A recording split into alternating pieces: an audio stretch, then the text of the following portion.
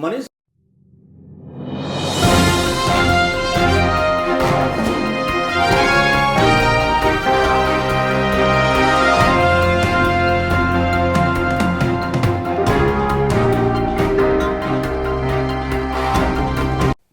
दोस्तों नमस्कार, मैं मनोज कुमार शर्मा एक बार फिर आज़ाद हिंद आवाज़ और खबर X24 के लिए आपके बीच में एक बार फिर। दोस्तों, यूं तो रायपुर का जो कांग्रेस का अधिवेशन था वो वाकई में मतलब कहा जा सकता है कि सफल हुआ। बड़े बड़े नेता इसमें आए, बड़े बड़े नेता, हालांकि दिग्विजय सिंह, कमलनाथ और भी कई ऐसे नेता वहाँ नहीं दिखाई दिए, अशोक गहलोत जैसे नेता, और मतलब कुछ कह नहीं सकते, कुछ नेता नहीं दिखाई दिए। हालांकि राहुल गांधी और सोनिया गांधी भी पहले दिन नहीं पहुंच पाए थे, लेकिन कार्यकर्ताओं को जैसे इंतजार था उन पलों को साझा करने के लिए जो पल राहुल गांधी साझा करने वाले थे। नेताओं के बयान हो रहे थे, प्रवक्ता नेता बन रहे थे, प्रवक्ता अपनी बीती कहानी सुना रहे थे। लेकिन मजे की बात यह है कि जिस तरह से पवन खेड़ा की जमानत बहुत तेजी के साथ हुई, ऐसे कई कांग्रेस सपोर्टर जो छोटे मोटे लोग होते हैं जिनके ऊपर केस लग जाते हैं, उनकी इतनी जल्दी जमानत और इतनी जल्दी केस छूटता नहीं है। लेकिन चूंकि राहुल गांधी का अपना एक अलग रुतबा है और राहुल गांधी की वजह से इंडियन नेशनल कांग्रेस की पहचान है। अभी तक जो है, किसी भी जब मोदी की लहर आई तो किसी की लहर वहां टिक नहीं पाई, लेकिन राहुल गांधी अपने आप में एक ऐसे नेता थे जो बहुत निखर के निकले। भारत जोड़ो यात्रा बस एक मुद्दा था कांग्रेस के पास, चाहे मल्लिकार्जुन खड़गे हों, सोनिया गांधी हों, कोई भी नेता हो। भारत जोड़ो यात्रा में राहुल गांधी के अंदर कोई नेहरू को तलाश रहा था तो कोई गांधी को तलाश रहा था, कोई अपने अपने बड़े प्रवचन दे रहा था। हां, एक बात हुई कि मल्लिकार्जुन खड़गे ने राष्ट्रीय कार्यकारिणी में 50% आरक्षण दलितों को देने की बात कही। बहुत अच्छी बात, एक बहुत बड़ी पहल मल्लिकार्जुन खड़गे ने की है। कांग्रेस पर इसका क्या प्रभाव पड़ेगा, कांग्रेस की नीतियों पर क्या प्रभाव पड़ेगा, इसको हम बाद में देखेंगे। लेकिन राहुल गांधी जब भाषण देने आए, मैंने पहले का भी सेशन देखा था जब दिल्ली में हुआ था, जब नवजोत सिंह सिद्धू और बहुत सारे नेताओं ने बड़े बड़े भाषण दिए थे जिसमें तालियों से पंडाल गूंज रहा था। लग रहा था कि इस बार तो बस कांग्रेस ही आ जाएगी, क्योंकि जिस तरह के जज्बे और जिस तरह के साहस के साथ वो मतलब सेशन हुआ था वो वाकई में कमाल था। लेकिन यहां थोड़ी सी कमी खटक रही थी कई बड़े नेताओं की।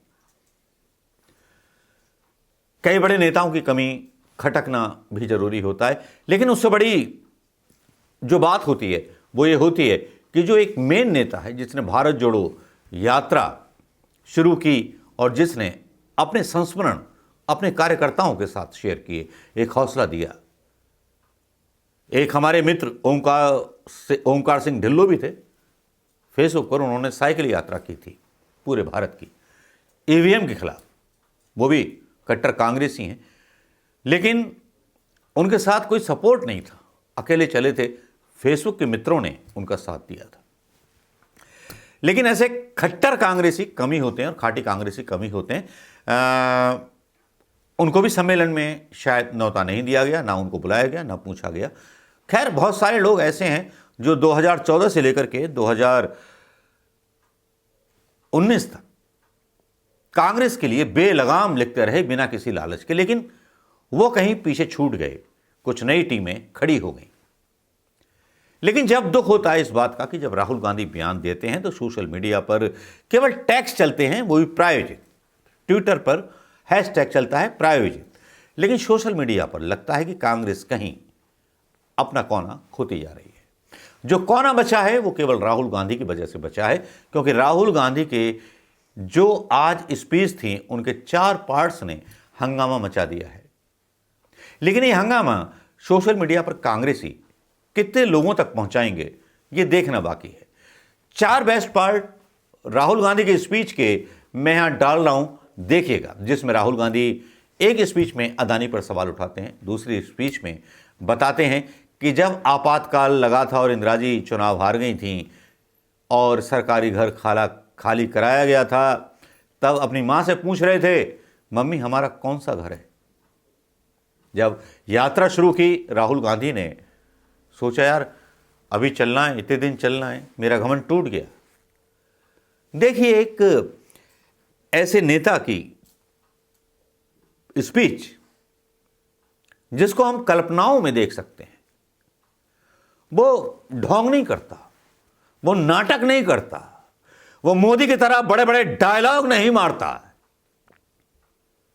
लेकिन वो जमीन पर चलता है, 1 डग, 2 डग, 3 डग, और उसके बाद अपनी काबिलियत जाहिर कर देता है। सुनिए राहुल गांधी के ये 4 स्पीचेस के वो हिस्से जो आज उन्होंने पूरी स्पीच दी, उसके 4 बेहतरीन हिस्से। जाए और फिर उसके बाद सोचता था कि भाई 25 किलोमीटर नहीं, 3,500 चलने, केरला की बात है, 3,500 किलोमीटर चलने हैं, कैसे चलूंगा। और फिर कंटेनर से उतरता था, चलना शुरू करता था, लोगों से मिलता। तो पहले 10-15 दिन में जिसको आप अहंकार कह सकते हो, घमंड कह सकते हो, वो सारा गायब हो गया। क्यों गायब हुआ? क्योंकि भारत माता ने मुझे मैसेज दिया, देखो तुम अगर निकले हो, अगर कन्याकुमारी से कश्मीर चलने निकले हो, तो अपने दिल से अहंकार मिटाओ, घमंड मिटाओ, नहीं तो मत चलो। सुबह उठता था, सोचता था कैसे चला जाए, और फिर उसके बाद सोचता था कि भाई हिंदुस्तान के मंत्री कह रहे हैं, हिंदुस्तान का मंत्री चाइना से कह रहा है कि आपकी इकोनॉमी हमसे बड़ी है, तो हम आपके सामने खड़े नहीं हो सकते हैं। इसको क्या नेशनलिज्म कहते हैं? इसको देशभक्ति कहते हैं क्या? ये कौन सी देशभक्ति है? ये कौन सी देशभक्ति है? जो आपसे कमजोर है उसको आप मारो, और जो आपसे मजबूत है उसके सामने आप झुक जाओ। 7 की बात है, चुनाव आया, मुझे चुनाव के बारे में कुछ मालूम नहीं था, 6 साल का था मैं। एक दिन घर में अजीब सा माहौल था, मैं माँ के पास गया, बैठी हुई है, इधर नहीं देख रही है। माँ के पास गया, मैंने माँ से पूछा मम्मी क्या हुआ? और माँ कहती है हम घर छोड़ रहे हैं। तब तक मैं सोचता था कि वो घर हमारा था। तो मैंने माँ से पूछा, माँ हम अपने घर को क्यों छोड़ रहे हैं? और पहली बार माँ ने मुझे बताया कि राहुल ये हमारा घर नहीं है, ये सरकार का घर है, और अब हमें यहां से जाना है।